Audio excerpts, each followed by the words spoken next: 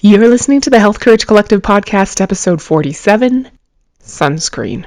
Hey there, do you have a great idea for a topic I should cover on the podcast? I would love to hear from you. Click the link in the show notes and tell me what you think I should talk about next.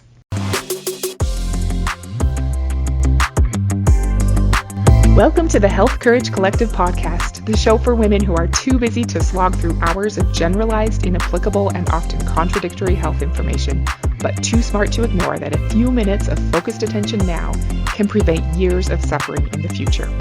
I'm your host, Christina Hackett, a pharmacist who doesn't want you to live on prescriptions, a certified coach specifically trained to maximize your potential, and a compulsive learner obsessed with preventative, cutting-edge, holistic, and integrative medicine.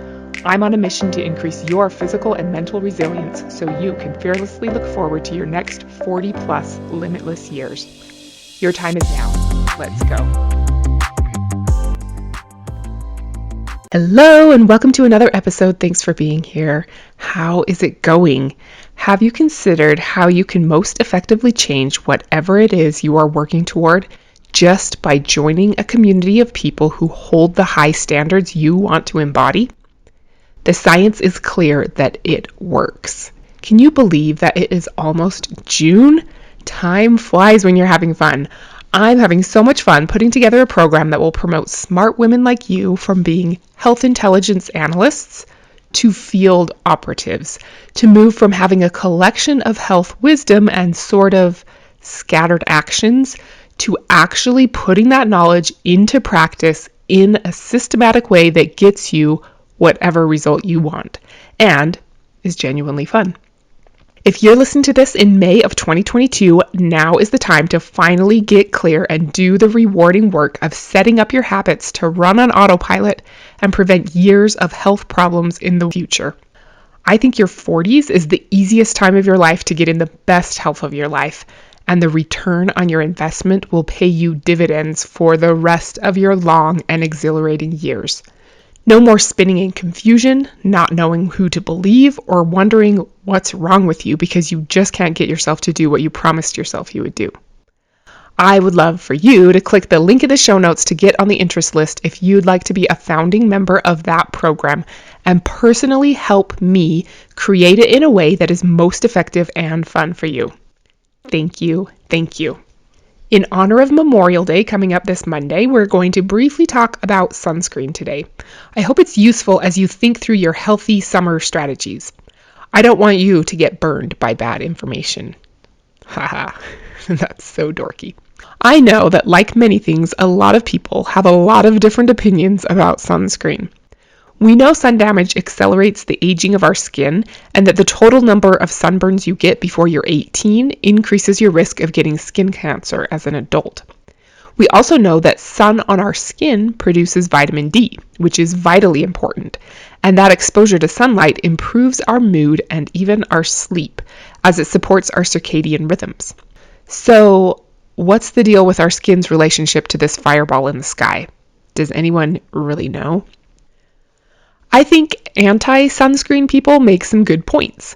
We didn't involve indoors or wearing SPF 50 sunscreen. Rates of melanoma have tripled since the 1970s, despite all the sunscreen being slathered on since then.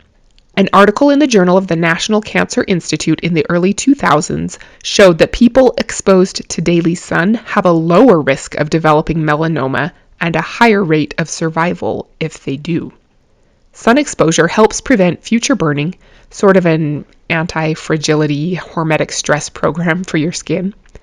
In 2004, Dr. Michael Hollick was fired from his job in the Department of Dermatology at Boston University School of Medicine for advising that people get 5 to 10 minutes of direct sunshine 2 to 3 times a week. Well, that's a fine treatment for someone who helped pioneer vitamin D identification and research back in the 1970s. So crazy. Dave Asprey calls light a nutrient and says it should be part of your wellness routine. The right light at the right doses at the right times of day is important.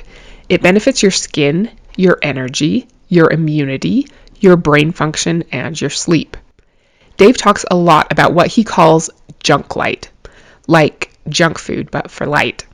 and we're exposed to it a lot. Our bodies get instructions at a cellular level from natural light, but junk light can mess us up. In our eyes, but even on our skin. I remember hearing some kind of study once about sleeping in darkness, and sleep was disturbed if there was light on the skin that wasn't even near the subject's face at all. Like, even your leg knows that it's not dark enough for you to get deep sleep. Weird stuff. Light therapy is a real thing and super interesting. It can alter your mood, treat depression, and change your skin. Melanin, the protein that gives your skin a tan and is also in your eyes, can actually convert water from your cells into oxygen and free electrons that can be used by your mitochondria.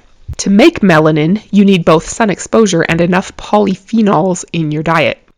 Polyphenols are one of the good things in plants, especially colorful plant foods.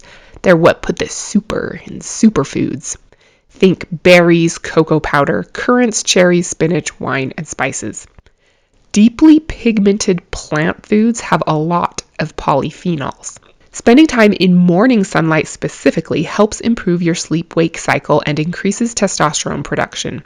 It also boosts ovulation in women by stimulating the pituitary gland. Natural sunlight can also help boost our old friend nitric oxide. You can go back and listen to episode 9 if you want to know about how awesome nitric oxide is for you. You want nitric oxide in your body. Sunlight boosts serotonin, dopamine, and norepinephrine like an antidepressant. This is why light therapy can be as or more effective than antidepressants for seasonal affective disorder. So, sunlight is good. We instinctively know that the guy who never comes out of the basement isn't as healthy or appealing as the one who does, right? But we also know outdoorsy people whose face looks like an old catcher's mitt, right? You know what I'm talking about. The sun does accelerate aging. Even worse, it's not a myth that sun exposure can lead to cancer. Basal cell carcinoma is the most common but least problematic. Squamous cell carcinoma is the next most common and more serious than basal cell. Melanoma is the most serious and deadly.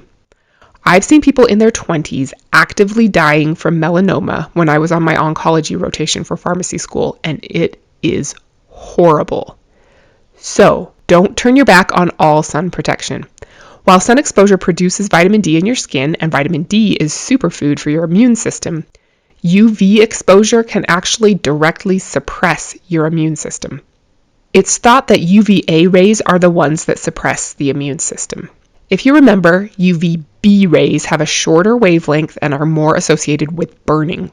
UVB rays at 311 to 313 nanometers is what produces vitamin D in your skin. UVB rays are a little more associated with the non-melanoma skin cancers. UVA rays have a longer wavelength, penetrate more deeply into your skin, and are more associated with skin aging and deadly melanoma development. But both UVA and UVB can lead to skin aging and skin cancer. So, it stands to reason that if you're going to be out in the sun for longer than, it depends on you, 30 minutes, maybe more, maybe less, or during the middle of the day when the UV rays are much stronger, that you can protect yourself from all of that bad stuff by putting on some sunscreen. And the higher the SPF, the more you're protected, right? Not quite. You already know that the SPF rating is the comparison of the time it would take to burn with or without the sunscreen. So 10 minutes of unprotected sun exposure would be equal to 150 minutes of sun exposure while wearing SPF 15 sunblock. But the actual protection in the real world doesn't usually or ever match up with that sunscreen SPF rating. I didn't know this before, but SPF rating is calculated in a pretty imprecise way by using real pale-skinned human subjects. Maybe Jim Gaffigan should look into this as a potential vocation for his 5 children. Have you heard his jokes about raising vampires and having to put sunscreen on his kids? Oh, we're going to the beach next week? All right, better start putting sunscreen on them now. It's so true. It takes forever, especially when you're putting it on kids too. The SPF rating is also imprecise because people don't put sunscreen on as thickly as the test subjects, and they don't reapply it every hour like the instructions say. Another problem is that most people think SPF 50 is twice as effective as SPF 25, and SPF 100 is twice as effective as SPF 50. Not so. The difference once you get above SPF 30 is negligible, like from 98 to 98.5% protection. Australian authorities cap SPF values allowed to be printed on labels at 30. Europeans, Japanese, and Canadians cap it at 50. Here in the US, they can still market SPF 100 sunscreens, even though it's meaningless and silly. Hey there! I wanted to quickly interrupt and let you know that it's so much less of a struggle to consistently dominate your health choices when the thoughts you think naturally nudge you toward what you're trying to achieve. If you're looking to more consistently rock your healthy behaviors, I have a completely free 18-minute mini course for smart women like you who know that sometimes a quick mind flip can go a long way. Click the link in the show notes or go to healthcourage.ck/page/mini for this free mini course on 6 thoughts people who consistently rock their health choices think, and start putting one of them to good use inside your head today. Another big problem is that SPF doesn't tell you what spectrum of UV rays are being blocked, so it's not even a good indication of how much it protects you from the most harmful UV rays. The SPF value reflects only how well a product protects from UVB rays. SPF doesn't reflect a product's ability to protect from UVA rays. This is a big deal. You can be all gooped up and still be getting full doses of the type of UV rays that lead to aging, immune system suppression, and melanoma.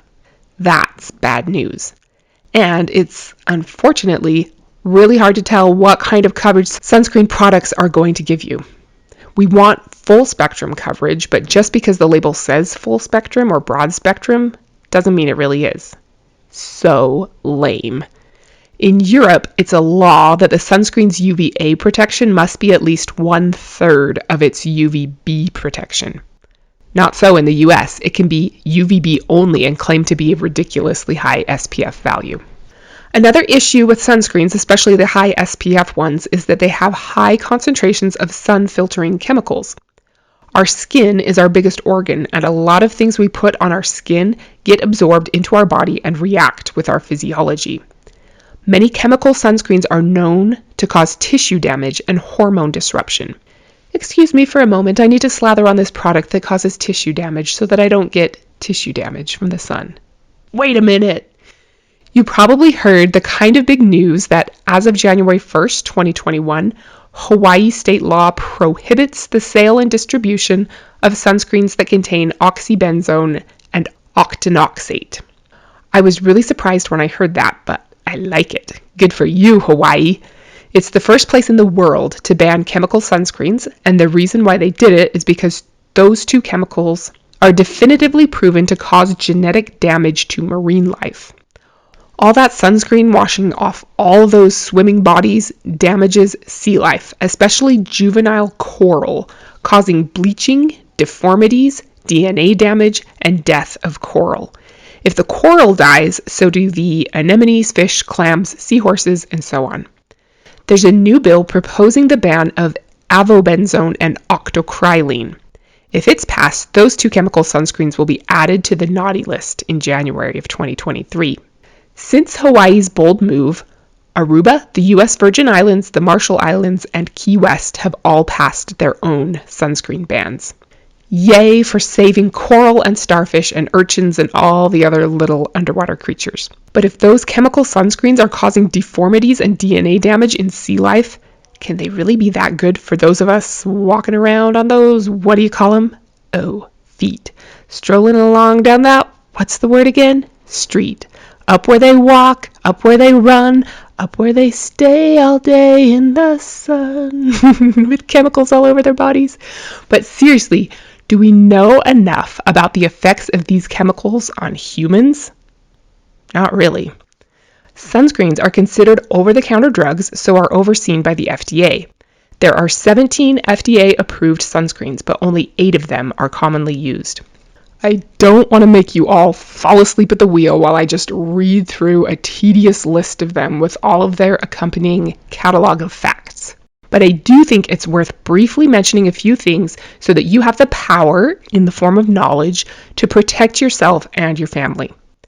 We'll start with the coral killers: oxybenzone, octinoxate, avobenzone, and octocrylene.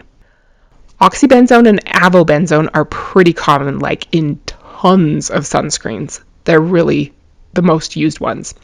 Oxybenzone has the most damning evidence. It is very well absorbed through the skin. The CDC says it is present in pretty much every American body. And it is a hormone disruptor, acting as a weak estrogen and can lower testosterone. This may be a greater danger to children and adolescents than to adults. There are all kinds of studies showing problems with adolescent boys and babies born to moms who use oxybenzone. It likely increases rates of endometriosis, breast cancer, uterine hyperplasia, and thyroid tumors. No bueno. Plus it kills the coral. The other Hawaiian outlaw is octinoxate. It is also readily absorbed into the skin and has been found in human blood at 16 times the FDA safety threshold after normal sunscreen application. It also disrupts hormones like thyroid, testosterone, and progesterone. It's also basically no bueno for humans and mermaids. Avobenzone is one of the proposed sunscreens to ban in Hawaii. It's very common in sunscreens. You see it all the time. It actually protects from UVA rays, so it's usually what is added to make a sunscreen broad spectrum. Avobenzone can disrupt the endocrine system too, including blocking the effects of testosterone. It's not great, but not as terrible as oxybenzone and octinoxate, and it does protect from UVA, so there's a chance that the benefits could outweigh the risk. The other chemical proposed for ban in Hawaii is octocrylene. It's readily absorbed at levels up to 14 times the FDA safety threshold, but nobody really knows what is actually safe. The main problem, besides that it's a coral killer, it's frequently contaminated with benzophenone, which is a proven carcinogen. It probably has some hormone disrupting properties, but it isn't proven to be as bad as the other guys, unless you have an allergic reaction to it, which lots of people do, including, I think, my oldest son. At least that's my best guess. He gets a crazy rash from certain stick-type sunscreens that have that in it. You're not falling asleep yet, are you? A couple of quick unknown risk products. Homosalate is commonly used in US sunscreens. Its safety is unclear, but it does seem to penetrate skin and disrupt hormones and also produce toxic byproducts as it breaks down. Sounds fabulous. The European Commission recommends a maximum concentration in sunscreens of 1.4% for human safety.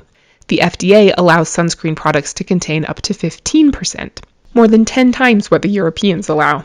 Lastly, octisalate is a sunscreen that also readily absorbs through the skin at levels up to 10 times the safety threshold, but the safety is unknown.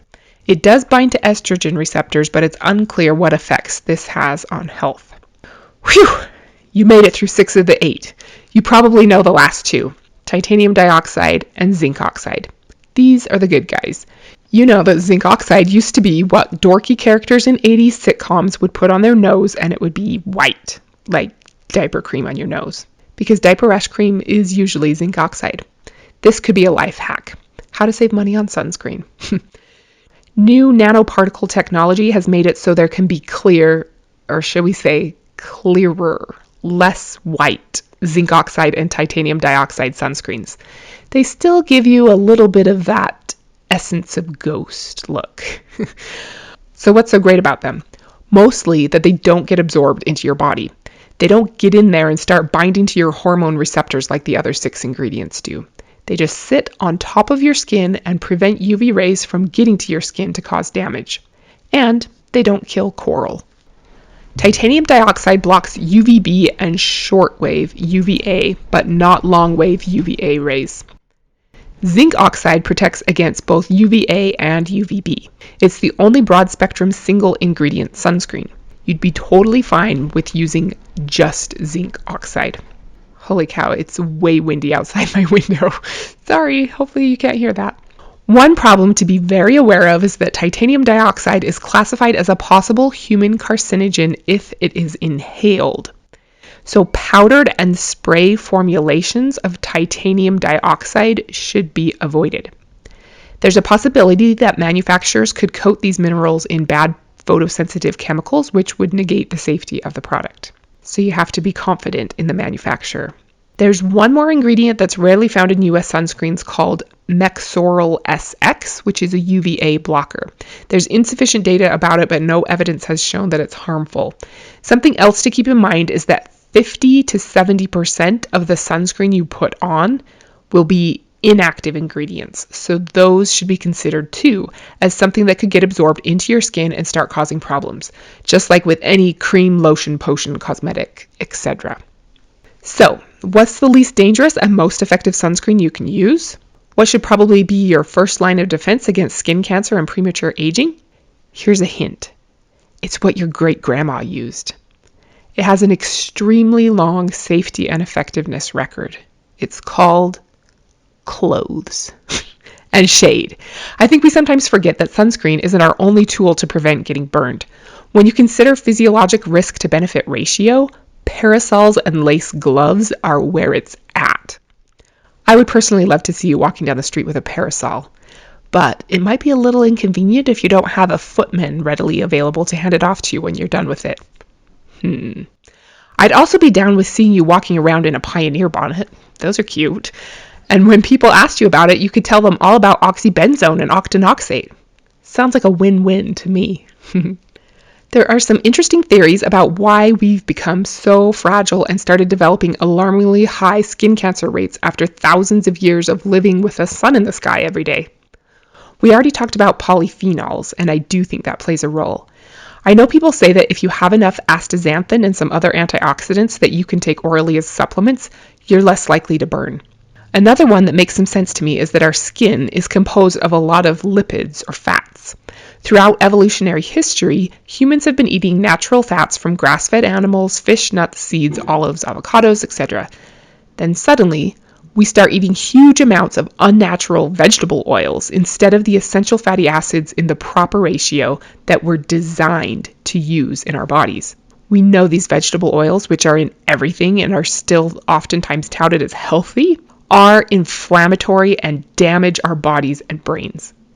So it doesn't seem like a far stretch to me to believe that perhaps manufacturing our skin with subpar ingredients like canola oil leads to skin that doesn't have the natural defense potential of skin made of healthy fats. Another super interesting theory that I happened to stumble across is that bacteria on healthy skin, Staphylococcus epidermidis, produces a chemical called 6N-hydroxyamine purine, and that 6NHP is a sunscreen. What? Researchers have studied it a lot in animals, and it is an effective sunscreen. It is effective UV protection for animals. They have put Staphylococcus epidermidis on. A study of 18 humans showed that 16 of them had some Staphylococcus epidermidis as part of their skin microbiome. 2 of them had none. Of the 16, some had more of it than others. It's also possible that some of the staphylococci make more 6NHP than others. Makes me wonder if my hands have been less protected from the sun for the past 2 years as I've been sanitizing them so much since the start of the pandemic. There's a lot to figure out, but it's kind of weird, and it's just more evidence that our life and our health really do depend on what kind of a host we are to our holobiome. We know it influences our weight, our mood, our ability to absorb nutrients, our total body inflammation level, blood sugar control, cravings, dental health, hair health, and now protection from UV damage. Crazy stuff.